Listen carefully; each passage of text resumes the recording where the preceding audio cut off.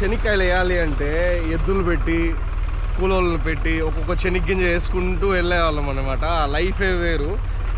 ఇంతకుముందు మన డాడీ చూసుకునేవాడు ప్రతి ఒక్కటి. ఇప్పుడైతే నేనే దగ్గరుండి మొత్తం అయితే చూసుకుంటున్నాను.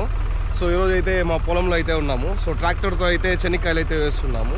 ఫస్ట్ మా విలేజ్లో ఎప్పుడు మేమే వేస్తామన్నమాట. ఎప్పుడు జూన్ వస్తుందా, వర్షం పడుతుందా, ఇంకా శనక్కాయలు వేస్తామా అని ఉంటామన్నమాట. ఈసారి కొంచెం త్వరగానే వర్షం పడింది కాబట్టి మనమైతే ముందే అయితే వేస్తున్నాం అనమాట. ఇక్కడ ట్రాక్టర్తో అయితే వేపిస్తున్నాము. సో ఇలా ఉంటుందన్నమాట. ఇంతకుముందు అయితే చాలా కూలోళ్ళు వచ్చి ఇక్కడ మన ఇంటి ముందరే అన్నీ చేసి వాళ్ళకి ఫుడ్ పెట్టి సో అది చేస్తున్నాం అనమాట. ఇప్పుడు కూలోళ్ళే దొరకడం కష్టంగా ఉంది. ఒక సిగరెట్ 25 రూపీస్ అయిపోయింది, ఎవరు క్వశ్చన్ చేయరు. కానీ ఈరోజు పెట్రోల్ 118 రూపీస్కి వెళ్ళింది, అది కూడా ఎవరు క్వశ్చన్ చేయలేరు. కానీ ఇక్కడ రైతులు ఒక టమాటో కిలో 50 రూపాయలు. 50 రూపాయల ఎందుకు ఇవ్వాలి? 50 రూపాయలు అంటారనమాట.